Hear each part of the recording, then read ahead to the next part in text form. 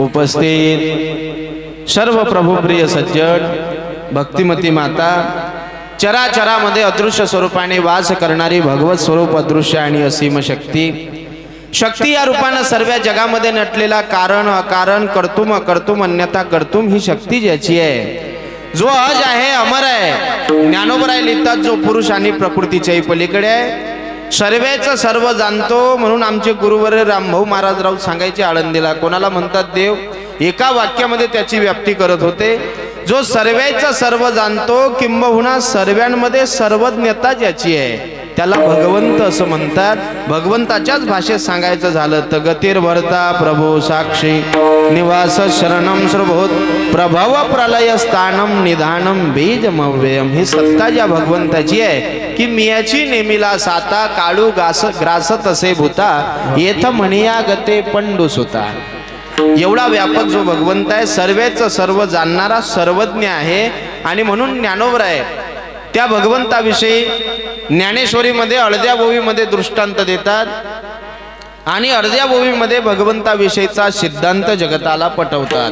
ज्ञानोबराय म्हणतात, जसं जैसे सुवर्ण धातू एकची पूर्ण अलंकारे नटली भिन्न भिन्न तैसा नटला नारायण जगदांबरी। जसं सोनं एक आहे परंतु एका सोन्यापासून बनवलेला अलंकार हा प्रत्येक रूपात भिन्न आहे, तसं आदिकारण चैतन्य स्वरूप तत्व एकच आहे। अनेक रूपानं अनेक अवतारानं अनेक तत्वानं या जगात बनवलं त्याचं नाव देव आहे। मग हे सांगण्यासाठी नाही, म्हणण्यासाठी नाही, किंबहुना ऐकण्यासाठी नाही, या विश्वात देव सत्य आहे हा संतांचा अनुभव आहे। आणि अनुभवजन्य ज्ञानातून समाजाला संबोधण्याचा प्रयत्न करतात ते खरे संत आहेत। विठ्ठल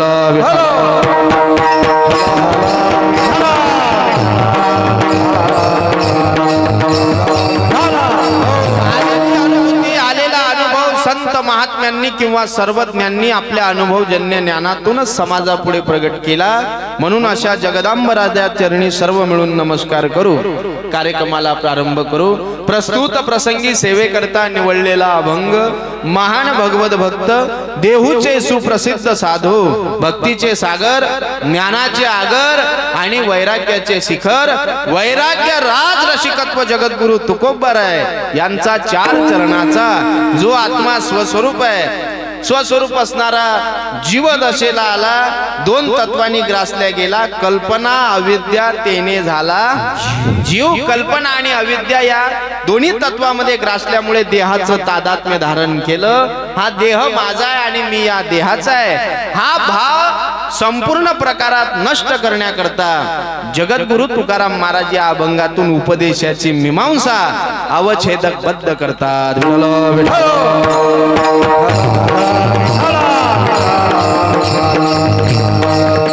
अभंगाचा जर अनुबंध पाहिला तर आपल्या लक्षात येईल बरं का। प्रत्येक अभंगाला अनुबंध असतो, शास्त्रामध्ये त्याला अनुबंध चतुष्ट असं म्हणतात। विषय, संबंध, अधिकारी आणि प्रयोजन हा अनुबंध चतुष्ट। मग या अभंगाचा विषय काय? जीवत्व प्राप्त झालेला देहाचं तादात्म्य धारण केलं आणि या मृत्यू संसारामध्ये मी या तत्वानी ग्रासलेल्या जीवाकरता ही मीमांसा जगद्गुरु तुकोबराय या अभंगाच्या विषयाच्या संबंधाने बोलतात। अभंगाचं प्रयोजन, तात्पर्य, अधिकारी जसा जसा येईल विषय तसा तसा अभंगाचा अन्वय व्यतिरेक लावण्याचा उपोद्घात मांडण्याचा प्रयत्न आपण करू। अभंगामध्ये प्रवेश करण्यापूर्वी या ठिकाणी कशा करता आपण निमित्त आहे, काय कार्य आहे तर सर्वांना ज्ञात आहे, तरी सांगणं एक वक्त्याचं आद्य कर्तव्य आहे। म्हणून आजपासून 13 दिवसापूर्वी ज्यांनी इहलोकाची या मृत्यू लोकाची यात्रा संपवली, इहलोकाची यात्रा संपून ज्यांनी परलोकामध्ये गमन केलेलं आहे ते शिवनारायण पुंडलिक पाटील। इहलोकाची यात्रा संपून त्यांनी परलोकामध्ये गमन केलं।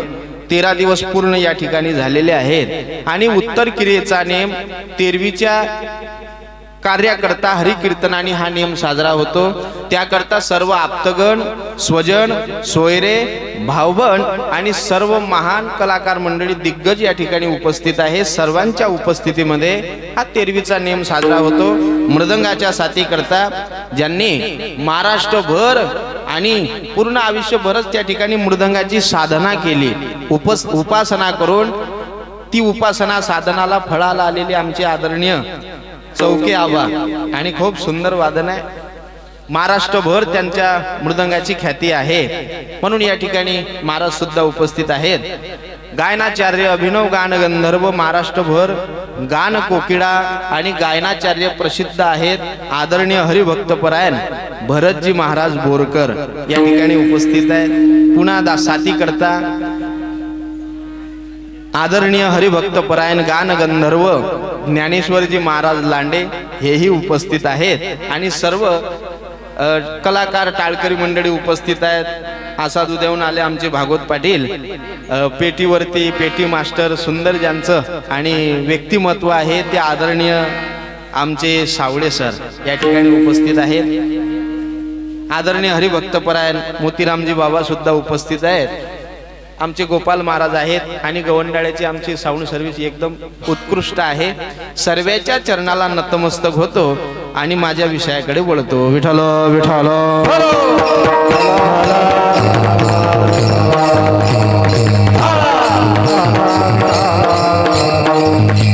या ठिकाणी इहलोकाची यात्रा संपून त्यांनी परलोकात गमन केलेले आहे आणि त्यांच्या परिवाराने आयोजित केलेला हा कार्यक्रम आहे। त्यांच्या ऋणातून उत्तीर्ण व्हावं, ऋणातून उत्तीर्ण होण्याकरता ही क्रिया यथासांग केली की जाणारा जीव मग तृप्त होत असतो आणि तृप्त झाला की आशीर्वादात्मक स्वरूप त्याला येत असते। म्हणून या ठिकाणी त्या परिवाराने आयोजित केलेला हा कार्यक्रम इहलोकाची यात्रा संपवली। हा मृत्यू लोक आहे। तुम्ही आपण ज्याच्यामध्ये राहतो याला कोणता लोक म्हणतात? हा मृत्यू लोक आहे आणि या मृत्यू लोकाच्या कहाणीचा जर विचार केला तर ज्ञानोबराय म्हणतात जे निर्माण झालेलं आहे ते नाशत्वाला जाणार आहे आणि जे नाश पावलं ते पुन्हा निर्माण होणार आहे। ज्ञानोबरायांनी गोड आणि सुंदर वर्णन केलं। उपजे ते नासे नाशिले ते पुनरुपी दिसे, हे घटिका यंत्र जैसे परिभ्रमिगा। जे निर्माण झालेलं आहे ते नाशत्वाला जाणार आहे, जे नाश पावलं ते पुन्हा निर्माण होणार आहे, कारण या मृत्यू लोकाचा तो नियमच आहे। आणि भगवंतानी सुद्धा अर्जुनाला सांगितलं, जेव्हा कुरुक्षेत्रावरती अर्जुनानं सांगितलं देवा मी धनुष्य बाण घेऊन युद्ध करणार नाही, तेव्हा देवानी सांगितलं अर्जुना तू यांना मारतो म्हणून हे मरतात असं नाही, कारण अविनाशी आत्मा आहे। नैनन छिंदंती शस्त्राणी नैनन दहती पावका। अविनाशी आहे तो आत्मा, बाद होतो तो स्थूल देहाचा, तू मारलं नाही तरी हे मरणार आहे, स्वभावता या देहाचा नाश होणार आहे। म्हणून अर्जुना तू झुंज घे। आणि भगवंतानी अर्जुनाला सांगितलं शरीर जाता आगवे नाशिवंत स्वभावे, म्हणून तुवा झुंजावे पंडू कुमरा। आणि म्हणून अर्जुना तू झुंज घे। का झुंज घे? आश्रयनाश, परतानाश आणि स्वभावनाश, तीन नाश शास्त्रामध्ये सांगितले। या देहाचा स्वभावता नाश होतो बरं का। जो स्थूल देह आहे हा स्थूल देह स्वभावता नाशाला जाणार आहे। स्थूल, सूक्ष्म, कारण, महाकारण, अतिकारण असे जे देहाचे शास्त्रामध्ये प्रकार वर्णित केले, स्थूल देहाचा स्वभावता नाश होणार आहे आणि स्वभावता होतो म्हणून त्या स्त्रीने सुद्धा उपदेश केला, हा देह नाशिवंत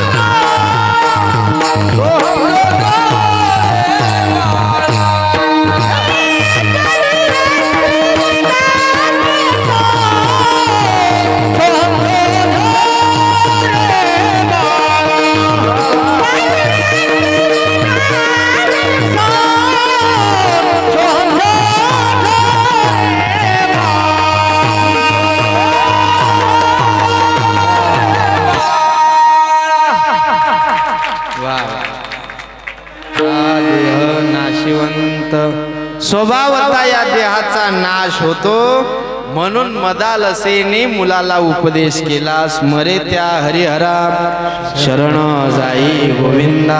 म्हणजे याचाच अर्थ आहे स्वभावता स्थूल देह बाद होणार आहे, अविनाशी आत्मा आहे, स्थूल देहाचा स्वभावता नाश होतो म्हणून अर्जुनालाही सांगितलं तू झुंज घे, जे निर्माण झालेलं आहे ते नाशत्वाला आणि नाश पावलं ते पुन्हा निर्माण होणार आहे, कारण या मृत्यू लोकाचा हा नियमच आहे। म्हणून या लोकाची यात्रा संपून परलोकामध्ये गमन करून त्यांच्या प्रित्यर्थ हा कार्यक्रम आहे, त्यांच्या परिवाराने आयोजित केलेला आहे।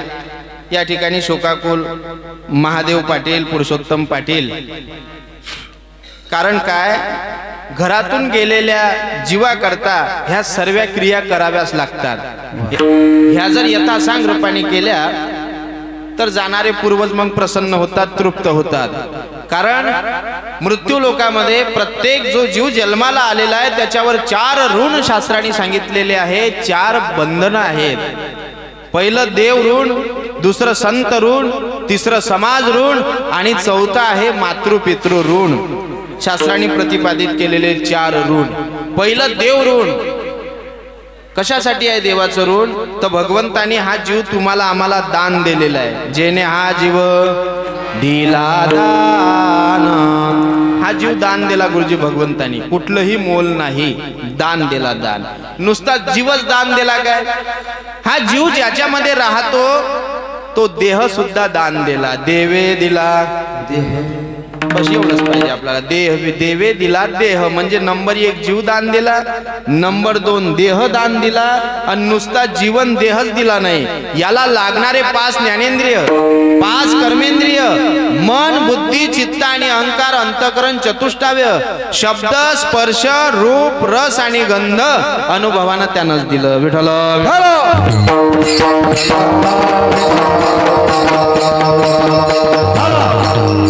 ज्या ठिकाणी जे पाहिजे त्याची रचना ही केली की नाही? किती सुंदर बनवलं पहा बरं, एकासारखं बनवलं काय? प्रत्येकामध्ये भिन्नता टाकलेली आहे, टाकली की नाही? प्रत्येकाचं राहणं वेगळं, दिसणं वेगळं, खाणं वेगळं, आवडी भिन्न, अंगठ्याचे ठसे वेगळे, कपाय पाट्या वेगळ्या। एकासारखं आहे का? एकासारखं कोणालाच दिलं नाही, आणि एकासारखं असतं तर कोणी कोणाच्या घरीची आहे घ्यायला समजलंच नसतं घर कोणाचं आहे। पण भगवंतानी एकासारखं दिलं नाही। मी सांगत असतो मंडळी, कंठ तो कोयल को दिया लेकिन सौंदर्य छीन लिया, सौंदर्य तो मोर को दिया लेकिन पुरुषार्थ छीन लिया, पुरुषार्थ तो मानव को दिया लेकिन संतोष छीन लिया, संतोष तो साधु को दिया लेकिन प्रपंच छीन लिया। तुम्ही कोकिळा पहा, एवढं सुंदर गायन करते, एवढं सुंदर गायन करते, तिला कंठ दिला, स्वर दिला, पण सौंदर्य नाही। सौंदर्य मोराला दिलं, आबाळ येऊ द्या, मोर पिसारा फुलवते, थुई थुई थुई थुई नाचायला लागते, असं वाटते पाहतच राहावं।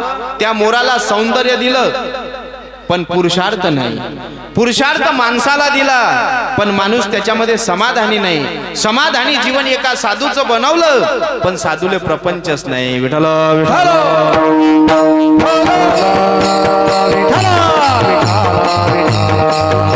एकासारखं कोणाच ठिकाणी मग दिलेलं नाही, सर्वात भिन्नता आहे। पण भगवंतानी हे दिलं म्हणून त्या देवाचे उपकार आहेत, देवाचं ऋण प्रत्येक जीवावर आहे।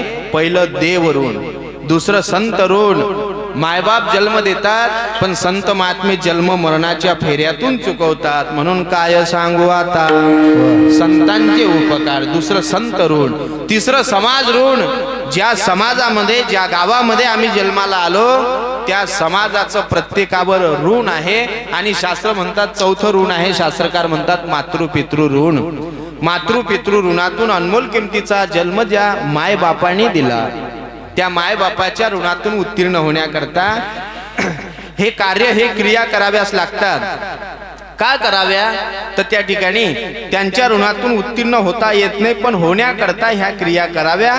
याकरता निर्णय सिंधू, धर्म सिंधू नावाचे मोठमोठाले ग्रंथ आहेत। जन्माला आले मरेपर्यंत कसं जीवन जगावं आणि जीवन संपल्यानंतरही गेलेल्या जीवाची विधी कशी करावी, पहिल्या दिवसापासून 13 दिवसापर्यंत मासिक श्राद्ध कसं करावं, वर्षी श्राद्ध कसं करावं, हे शास्त्रानुबोधित तुम्हा आम्हाला सर्व त्या ठिकाणी स्थित केलेलं आहे बरं का।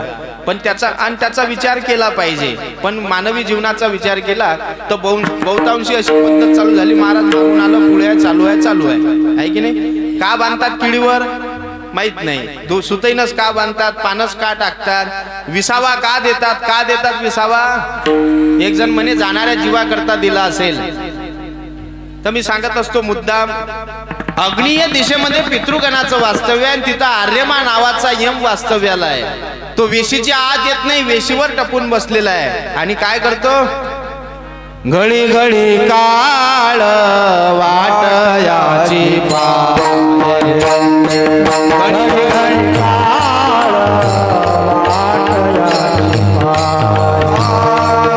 घडी घडी काळ वाटयाची पाय,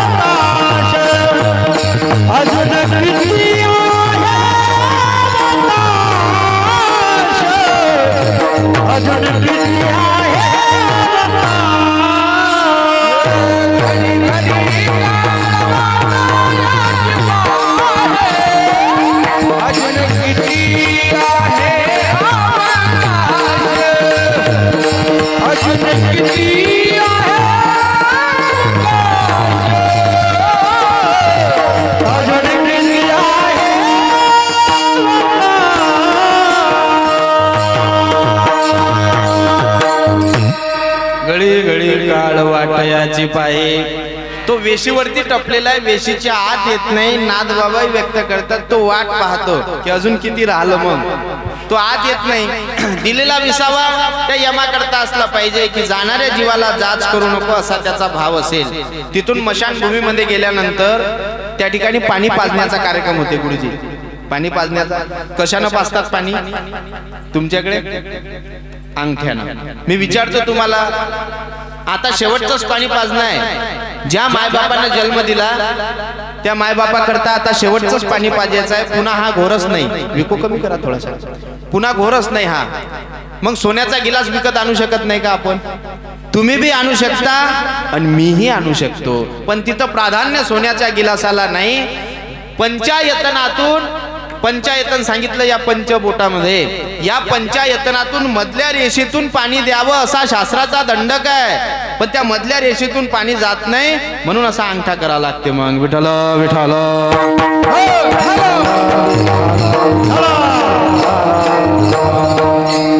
आणि तिथं फिरविला घट फोडीला चरणी, सर्व त्या ठिकाणी तिथपासून ते विधी सुरू झाली. सावटण्याचा कार्यक्रम, नदी काम असेल, मग पिंड, आणि मग हे सर्व जे 13 दिवसापर्यंतची विधी, 13 दिवसा मासिक श्राद्ध, वर्षी श्राद्ध, हे कसं करावं हे सर्व शास्त्राने सांगितलं. आणि शास्त्रानुसार जर आम्ही हे कार्य करत राहिलो, ही क्रिया करत राहिलो, तर महाराज म्हणतात आमच्या घरातून जाणारे जीव तृप्त होतात. आणि जर तृप्त नाही झाले, प्रसन्न नाही झाले, तर मग त्यांचा दोष लागतो, कोप होतो, कोप. मग त्याला कोणता दोष म्हणतात? जाऊ का मी? कोणता म्हणतात? पितृदोष म्हणतात त्याला, पितृदोष. मग 12-12 वर्ष पितृदोष निघत नाही. मग ब्राह्मण बुवा सांगतात, बुवा तुमच्या घरामध्ये पितृदोष आहे, म्हणजे तुमच्या घरातले जाणारे पूर्वज असमाधानी आहे, असंतुष्ट आहेत. तो पितृदोष घालवण्याकरता तुम्हाला नारायण नागबली करावी लागेल. मग तुम्ही देऊन द्या माझ्याकडे, मी करून घेईल. ते ब्राह्मण देवता सांगतात की नाही. तो समजून चला जाणाऱ्या पूर्वजाचा आमच्या घरावरती कोप झालेला आहे. महाराज म्हणतात ते जर असमाधानी राहिले तर कोप होतो, पण या क्रियेने जर शास्त्रांनी सांगितल्या ह्या क्रिया जर आम्ही त्यांच्याकरता करत राहिलो तर जाणारे जे घरातले आमचे जीव आहेत, जे पूर्वज आहेत, ते तृप्त होतात आणि तृप्त झाले की मग आशीर्वाद देतात. तुकाराम महाराज त्याचं मत व्यक्त करतात. तुका म्हणे पितृ आशीर्वाद देती, काय म्हणतात, कल्याण होईल गळ्या तुमचं. विठ्ठल विठ्ठल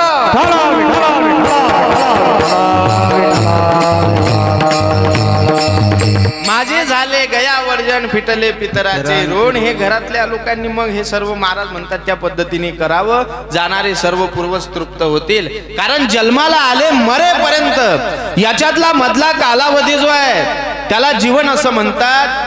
या मृत्यू लोकामध्ये जीवन जगत असताना जीवनाचा जर विचार केला तर अनमोल किमतीचा नरदेव तुमच्या आमच्या हाती आहे. बरं झालो की नाही या जन्माला आलो आम्ही, कितीतरी फेरे फिरून फिरून मनुष्य देहाला प्राप्त झालो आणि या ठिकाणी याच देही या ठिकाणी हा भगवंताचा सोहळा, भगवंताचं भजन, मोक्ष आम्ही प्राप्त करू शकतो. म्हणून महाराज म्हणतात बरे झाले आलो या जन्मासी, जोड जोडिले मनुष्य देहासी, महालाभाची उत्तम राशी, येणे सर्व सुखाशी पात्र होई जे. बरं झालं आता या जन्माला आलो, मग जन्माला येऊन नरदेहाला येऊन मृत्यू लोकाला प्राप्त झालो, कधी हे निघून जाईन सांगता येत नाही. म्हणून जगद्गुरु तुकाराम महाराज या अभंगामध्ये युक्तिवाद सांगतात. महाराज म्हणतात जन्माला आलो, जरा अवस्था कधी येईन सांगता येत नाही, कधी म्हातारपण येईन सांगता येत नाही. म्हणून वेळी सावध होणं गरजेचं आहे. कारण वेळी सावध जर आम्ही नाही झालो तर हे कधी निघून जाईन सांगता येत नाही. जसं संत म्हणतात परिमलू निघाला कवना पाठी, मागे ओस फूल राहे दिठी, की आविष्याच्या मुठी केवळ देह.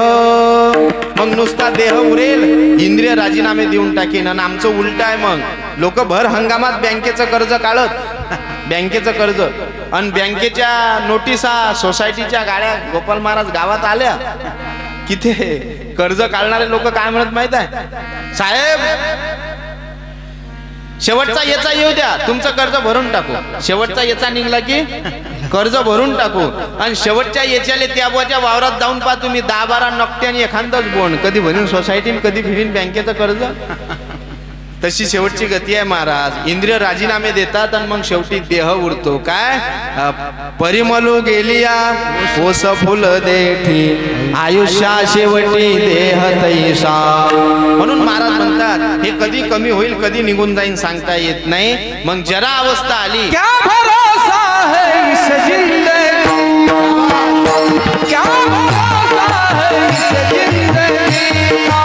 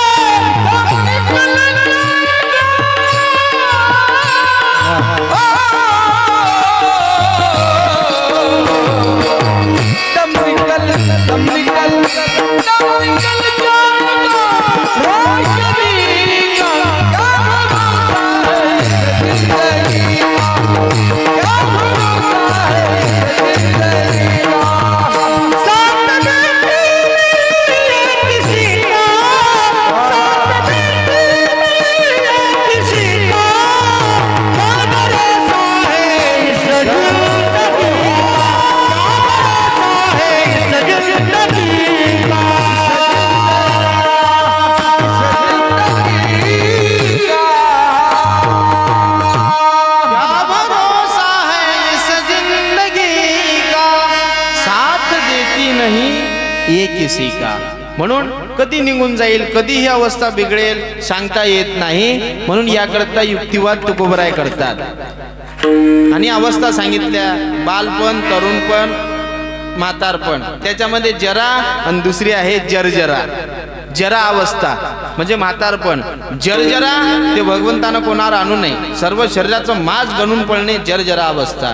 जरा अवस्था आली कधी ओळखावं म्हातारपण आलं तर महाराज म्हणतात कानाजवळचा केस पांढरा झाला समजावं म्हातारपण आलं गळ्यात. कानाजवळचा केस पांढरा झाला की समजा म्हातारपण आलं. तो कानाजवळचा केस कानात जाऊन गोष्ट सांगते. काय गोष्ट सांगते की बाबा तुम्ही तयारीला लागा. एखादं गारगोंड आलं तर आमचाही काही भरोसा. बंदा गुळचेतला 2च पेंड्या राहिल्या, तुम्ही तयारीले लागा. मी तुम्हाला एकच प्रश्न विचारतो आणि पुढे चालतो. ज्याचा ज्याचा जन्म झाला त्याची प्रत्येकाची तारीख तुम्हालाही माहित आहे मलाही माहित आहे. जशी जन्माची तारीख माहित आहे अशी जर मर्याची तारीख माहित असती तर काय झालं असतं. लोकांनी म्हणलं असतं महाराज बस गुरुजी 1च तास राहिला. आपलंही डांगची की नांगच आहे. 1 तासात संपा लागते महाराज. आता म्हणजे माझं वैयक्तिक मत सांगतो जीवन जगण्याचा आनंद संपून गेला असता.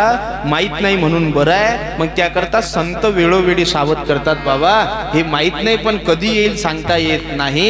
ही अवस्था कधी बिघडेल याचाही भरोसा नाही. जरा अवस्था आली. जरा म्हणजे म्हातारपण, कर्ण म्हणजे कान, मुळी म्हणजे कानाजवळचा केस पांढरा झाला की तो कानात जाऊन गोष्ट सांगते. काय गोष्ट सांगते तुकोबराय सांगतात अभंगाचं. हे जरा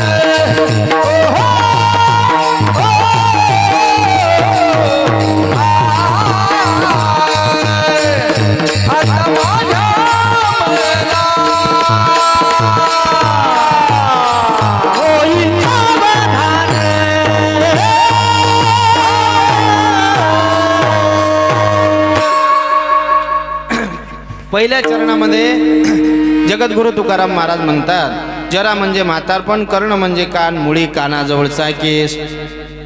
कानात जाऊन गोष्ट सांगते. सांगू आले गोष्टी मृत्यूची या भेटी जवळी आली. कधी तो काळ येईल, कधी जाईल, कधी घेऊन जाईल सांगता येत नाही. महाराज म्हणतात मृत्यूची या भेटी जवळी आली. म्हणजे याचं संबोधन पदच्छेद काय लावता येईल आपल्याला जर विचार केला तर आपल्या लक्षात येईल. जसं काळ आमच्यापर्यंत कधीच येत नाही. वयाची मर्यादा, दिलेलं आयुष्य खर्ची करून दरकोस दर मुक्काम दर मजल करत करत करत आम्ही काळापर्यंत पोहोचत आहे. जसं मी सांगत असतो, काही लोक गावातून पंढरपूरला जाण्याकरता बसतात आणि बसमध्ये बसले की रात्रभर प्रवास करतात आणि प्रवास झाला की पंढरपूर जवळ जवळ यायला लागलं की गाडीतल्या गाडीत चर्चा करतात, भाऊ पंढरपूर आलं राजा. बरं ते आलं काय, ते सोलापूर जिल्ह्यातच आहे, आम्ही घर पासून पंढरपूर पर्यंत गेलो तरी म्हणावं लागलं की नाही पंढरपूर आलं. तसं काळ आमच्यापर्यंत कधीच येत नाही. आमची वयाची मर्यादा संपून आम्ही काळापर्यंत पोहोचत आहे. दिलेलं आयुष्य खर्ची करून काळापर्यंत पोहोचावं लागत आहे.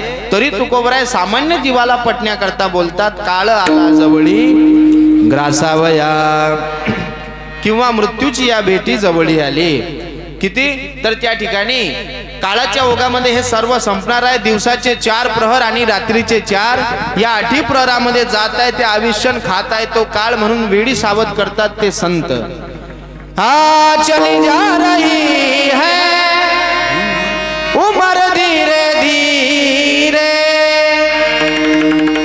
आठ प्रहर वर सांग सवेरे,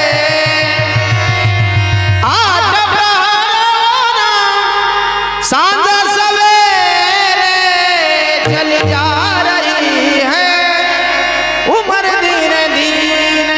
धीरे धीरे धीरे धीरे दरकोस दर मुक्काम करत करत आम्ही त्या काळापर्यंत पोहोचत आहे. म्हणून महाराज वेळी सावध होणं गरजेचं आहे.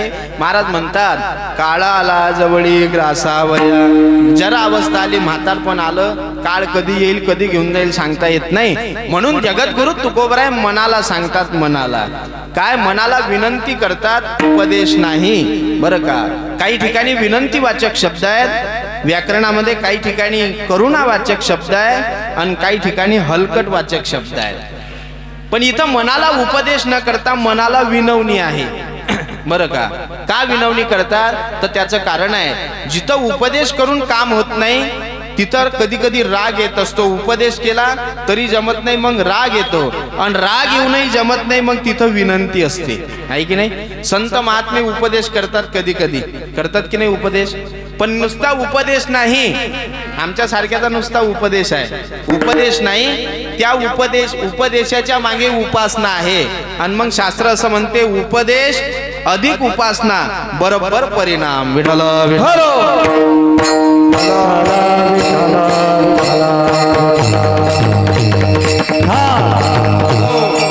उपदेश करून जमत नाही. कधी कधी वडील मुलाला उपदेश करत असतात, पण उपदेशानं जमलं नाही की मग राग येतात, आणि राग आला की मग तळाखे ठेवून देतात. एखाद्या वेळेस वडील जमदा अग्नीचा रूप घेऊन मग वडील मुलाला मग रागवत असतो, आहे की नाही.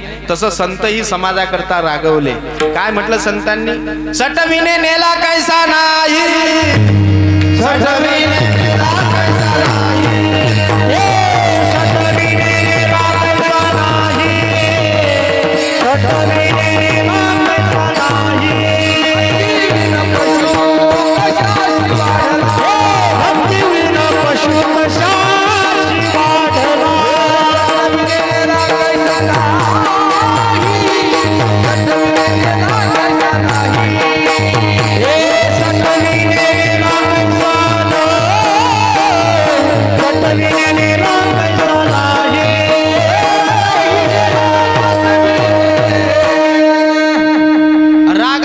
संतांना, आणि रागाच्या भरात संत म्हणतात, सटविने नेला कैसा नाही, सटविने नेला कैसा नाही, भक्ती विना पशु कशाशी वाळला, किंवा काय माय गेले सांगू तरी किती. ही सर्वी रागातली परिभाषा संतांची आहे, पण हिता करता राग आहे. बरं का. मग जिथं राग येऊनही जमत नाही तिथं मग विनवणी असते, पाया पडणं असते, विनंतीवाचक शब्द असतात. मग या अभंगामध्ये जगद्गुरु तुकाराम महाराज उपदेश करत नाही, रागावून मनाला सांगत नाही, विनंतीवाचक शब्द विनंती करतात आणि मनाला सांगतात की मना आतापर्यंत जे झालं ते जाऊ दे गळ्या, पण आता तरी सावध हो आणि सावध होऊन काय कर, अभंगाचं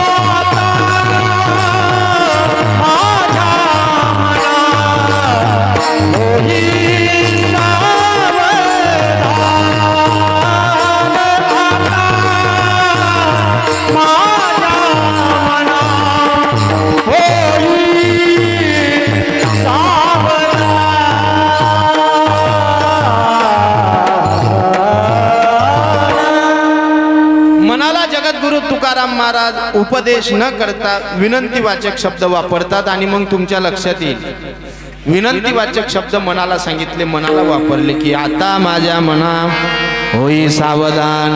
आणि तुम्ही गाथ्यामध्ये आपल्याला बरेचसे प्रमाण पाहायला मिळतील. महाराज म्हणतात नको नको मना गुंतू माया जाडी. म्हणजे एक वेळ नको म्हणलं असतं तर उपदेश केला असता, पण नको एक वेळा नाही, नको नको मना म्हणजे मनाला विनंती आहे बरं का. आणि त्या ठिकाणी भविष्यवाचक शब्द जगद्गुरु तुकाराम महाराज विनंती करून मनाला वापरतात की आतापर्यंत जे झालं, भूतकाळात जे झालं असेल ते जाऊ द्या, पण आता तरी आता माझ्या मना होई सावधान. का मनाला विनंती करतात? मनाचा एक स्वभाव आहे, हे मन चांगल्या कामाला कधी लागत नाही आणि एकदा लागलेलं मन येणे सोसे मन झाले हाव भरी परत माघारी येत नाही. आणि म्हणून विनंती आहे बरं का, कधी वापिस येत नाही. चांगल्या कामाला लागत नाही, लागलं की परत येत नाही. जसं आमच्या मावश्या स्वयंपाक करत असतात, स्वयंपाक करता की नाही? स्वयंपाक घरामध्ये काही काही बायाचा स्वयंपाक पहा तुम्ही, एवढा सुंदर जणू काही हातामध्ये अन्नपूर्णा माताच प्रसन्न आहे. काही काही बायाचा स्वयंपाक गुरुजी डबेचे डबे मसालांचं, मसाल्याची वाण नाही, चवीचा पत्ता नाही. एका बाईनं लाडू केले, जिभेवर ठेवले, इरले आणि एका ठिकाणी लाडू खाल्ले, आबा भीतीले फेकून मारले, शात्यावर वापिस आले पण फुटले नाही. स्वयंपाक घरामध्ये सर्वच प्रकारचे पदार्थ असतात, त्या घरामध्ये माशाही फिरत असतात। एकच माशी गुलाबजामवर बसते, श्रीखंडावर बसते, बासुंदीवर बसते, जिलेबीवर बसते, पण या सर्व पदार्थापेक्षा चुलीतला इस्तो लाल भडक चमकत असते। ते माशी कधी इस्त्यावर बसते काय? कधीच नाही। आणि तुम्ही विचारा तिला, सर्व पदार्थावर बसली पण याच्यापेक्षा तर चुलीतला इस्तो लाल भडक चमकत होता, त्याच्यावर का नाही बसली? तर ते एकाच वाक्यात उत्तर देईन गुरुजी, तिथं बसणं सोपी आहे पण उठणं कठीण आहे। तसं हे मन आहे, चांगल्या कामाला लागत नाही आणि एकदा लागलेलं मन परत माघारी येत नाही, कारण हे मन आहे आणि मनाची भूमिका। म्हणून मनाला विनंती आहे, मना सज्जना भक्तिपंथेची जावे, तरी श्री हरी पाविजे तो स्वभावे। का मनाला विनंती आहे? कारण मन हे त्या ठिकाणी स्थिर होणं अवघड आहे आणि म्हणून, कारण ते ओढाळ आहे। आमचे बहिणाबाई म्हणतात की नाही, मना ओढाळ ओढाळ उभ्या पिकातला ढोर, किती हाकला हाकला तरी येते पिकावर, किती हाकला हाकला तरी येते पिकावर, मना ओढाळ ओढाळ उभ्या पिकातला ढोर, किती हाकला हाकला तरी येते पिकावर। किती या मनाला सावरण्याचा प्रयत्न करा।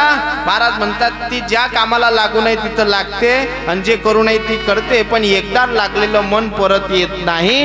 म्हणून मनाला उपदेश नाही, विनंती आहे, आता माझ्या मना होई सावधान। आणि सावध होऊन काय करावं? ओम पुण्याचे जाण कार्यसिद्धी, कारण ही केलेली पुण्याची सामग्री, केलेला परमार्थ, केलेला परोपकार आमच्या सोबत येणार आहे, बाकी सर्वच इथं राहणार आहे। धन आणि भौमो पशुवश्य गोष्टी, भार्या गुरुद्वार जन स्मशाने, देह चितायाम परलोक मार्गे, कर्मानुगो गच्छति जीवये कहा। धन किती कमवा जाग्यावर राहील। तुकाराम महाराज म्हणतात, करोनी जतन कोण्या कामा आले धन। किती धन आहे? धनाची आणि देहाची कोणी गवाही देऊ शकत नाही। म्हणून संत कबीरदासजी लिहितात, इसतन धन के कोण बळाए, देखत नैनों में मिट्टी मिलाए, अपने खातिर महल बनाया, आप ही जाकर जंगल सोया। हाड़ जले जैसी लकड़ी की माली, बाल जले जैसी घास की मोली, हे हाड़ जले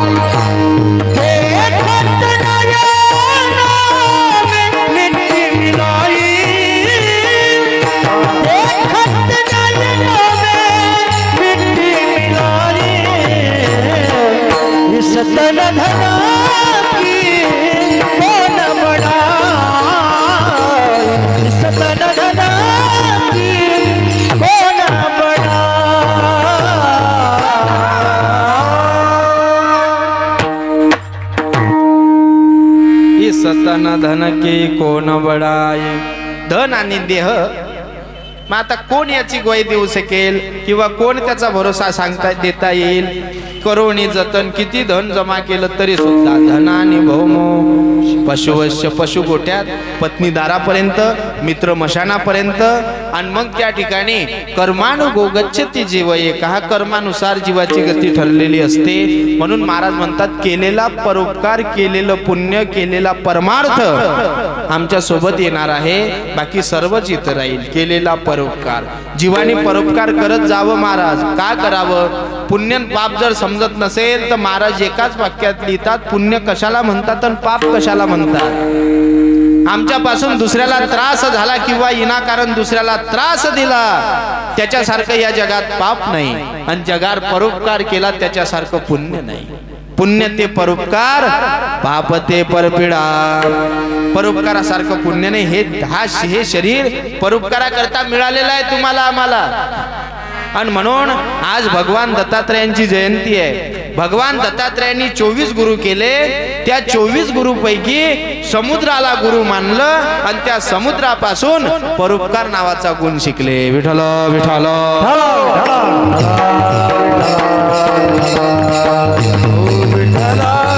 कारण शास्त्रकार म्हणतात परोपकारार्थे फलंती वृक्षा परोपकारार्थे वहंती नद्या परोपकारार्थे दोहंती गावा परोपकारार्थे इदम शरीरम. हे शरीर परोपकाराकरता आहे. परोपकार करावा परमार्थ करावा सत्कर्म करावा. आमच्या सोबत आल्याशिवाय राहणार नाही. बाकी सर्व इथं राहणार आहे. किती पैसा किती कमवला तरी नेता येत नाही. पण एक तत्व आहे जीवनामध्ये पैसा जरूर कमवावा. कारण पैशाशिवाय जीवन नाही. पण एक तत्व अंगीकृत असलं पाहिजे. पैसा माणसासाठी बनलेला आहे. माणूस पैशासाठी नाही आहे. विठ्ठल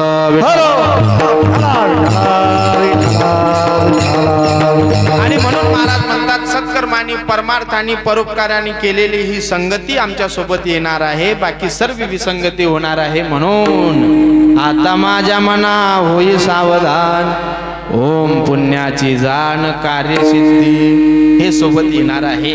कधी निघून जाईल आपण सुरुवातीला बोलून गेलो याचा भरोसाही देता येत नाही. आणि म्हणून महाराज म्हणतात ही कधी कधी कमी होईल याचा हेही सांगता येत नाही. कारण जेव्हा यमदूत नेण्याकरता येतील काळ येईल तेव्हा हा जाण्याकरता वेळही लागणार नाही.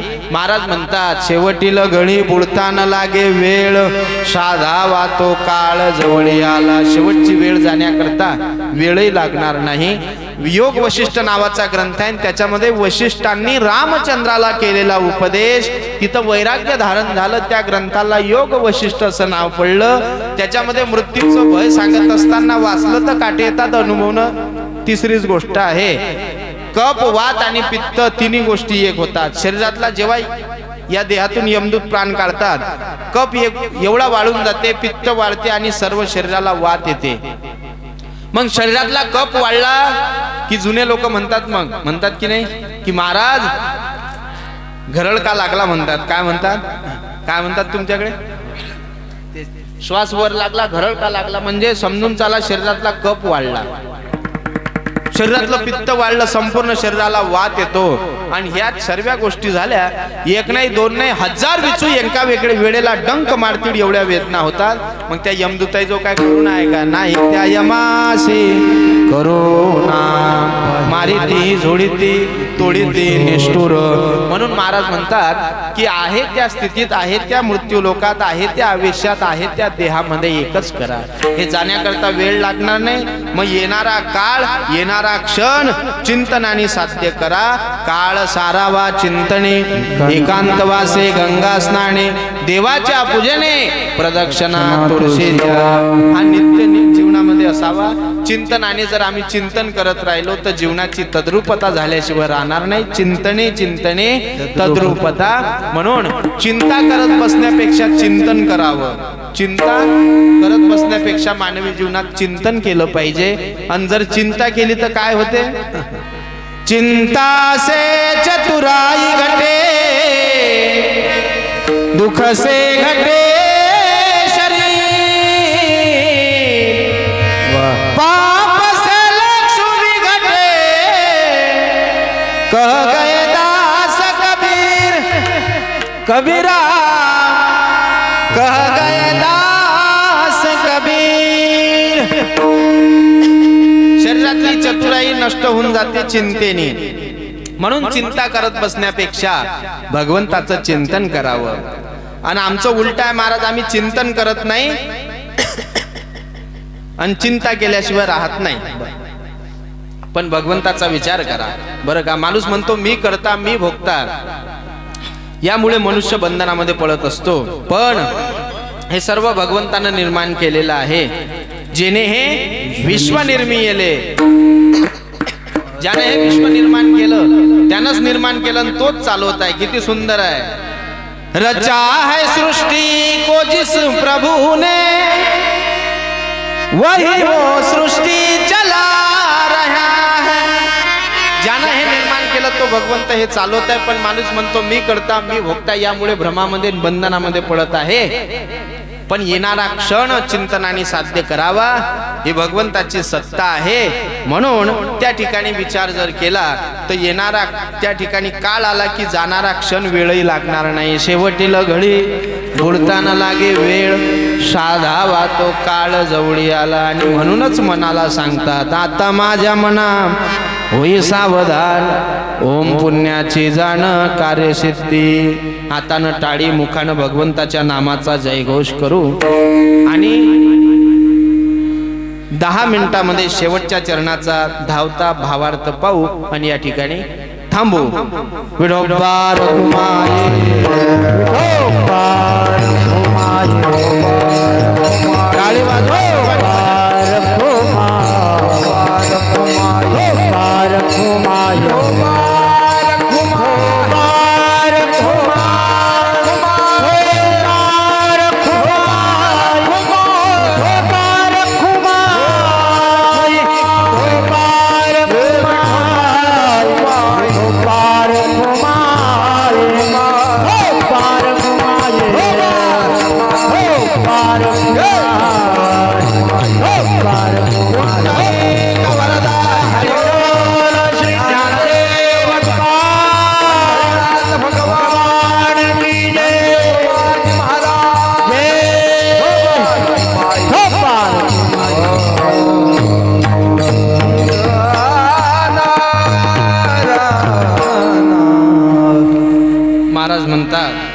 शेवटची वेळ जाण्याकरता वेळही लागणार नाही, म्हणून येणारा काळ चिंतनाने साध्य करा।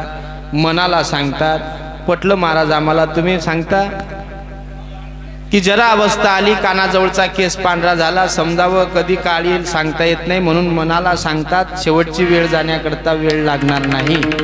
पण महाराज हे सर्व करत असताना जीवन साफल्य होईल, जीवन सुजलाम सुफलाम होईल। या बंधनातून सप्त बंधनातून आम्ही सुटून जाऊ। हे जे सप्त बंधन सांगितले, किती बंधन आहेत मानवी जीवनात, तर नाद भागवतामध्ये 7 बंधन सांगतात। भ्रांती माझी सप्तपाश, अहमदारा पुत्रपाश, स्वजनग्रह द्रव्यपाश, आशापाश 7वा। नाद बाबा हे 7 पाश सांगतात। भ्रांती माझी सप्तपाश, अहम दारा पुत्रपाश, स्वजन ग्रह द्रव्यपाश, आशापाश 7वा। या सप्तपाशातून जर सुटायचं असेल तर जगद्गुरु तुकाराम महाराज म्हणतात कुळीच्या देवतेचं चिंतन करा। मग कोण कुळीची देवता, तर अजून नामनिर्देश केला नाही, पण तरी आपण म्हणतो की नाही नाटामध्ये विठ्ठल कुळीचे दैवत, तो भगवंत कुळीचं दैवत आहे। कारण तो या काळावर त्या भगवंताची सत्ता आहे। तुम्ही आम्ही बंदे काळाच्या ताब्यात आहोत, काळाच्या ताब्यामध्ये तुम्ही आम्ही सर्व आहे। भगवंताची सत्ता काळावर आहे। मी सुरुवातीला बोलून गेलो गतीर भरता बर का, ही सत्ता त्या भगवंताचीच आहे। आणि ज्ञानोबरा याकरता सुंदर ओव्या भाष्य करतात। मग समुद्र पर्वती बैसकान संडावी, समुद्र रेखा न ओलांडावी, पृथ्वी भूते व्हावी, ही आज्ञा माझी। म्या चालविल्या सूर्य चाले, म्या हालविल्या प्राणू हाले, म्या हलविल्या वेदू बोले, जो जगाते चाळिता, मियाची नेमिला साता, काळूग्रास तसे भूता, येत म्हणे आगते पंडुसुता। मियाची नेमिला साता, काळावर ज्याची सत्ता आहे ते भगवंता तो भगवंत आहे। तुम्हाला आम्हाला त्या काळाच्या ताब्यात आहो आम्ही, आमच्यावर त्या काळाची सत्ता आहे। पण महाराज म्हणतात भगवंताची सत्ता काळावर आहे म्हणून एकच करा, अंतकाळीचा सोयरा तुका म्हणे विठूधरा, किंवा तुका म्हणे तुला सोळवे ना कोणी, एका चक्रपाणी वाचोनिया। म्हणून त्या देवतेचं चिंतन करा। बाकीचं सर्व हे मिथ्या आहे, लटकाय जाणार आहे, दिसते हे सर्व अनित्य आहे, नित्य ईश्वर आहे। हे सर्व अनात्मा आहे, आत्मा साक्षी ईश्वर आहे। गुजरातमध्ये हरिभाई ठक्कर होऊन गेले, त्यांनी वेदांत विचार नावाचं पुस्तक लिहिलं आणि त्याच्यामध्ये सुंदर विचार प्रतिपादित केला। देह, देऊळ आणि देवता याच्यामध्ये सर्व अडकलेले आहेत। पण ज्या दिवशी याचा विचार सोडून जीव, जग आणि जगदीश याचा विचार होईल, खरी परमार्थाची सुरुवात आहे। महाराज म्हणतात हे सर्व मिथ्या आहे, हे सर्व लटका आहे, जाणार आहे, अनित्य आहे, नित्य ईश्वर आहे। म्हणून याकरता एकच करा। काय करा? जगद्गुरु तुकोबराय सांगतात अभंगाचं शेवटचं चरण, तुका म्हणे चिंते कोळीचे देवता, तुका म्हणे चिंते कोळीचे तुका म्हणे कोळीची देवता, तुका म्हणे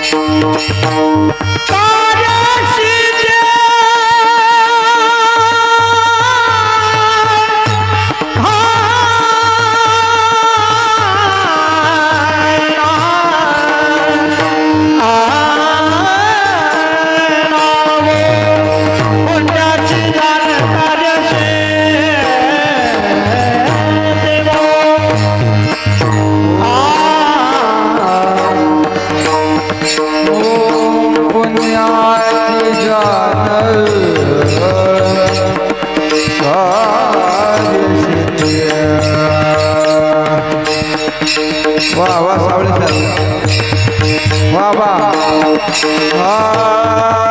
राधा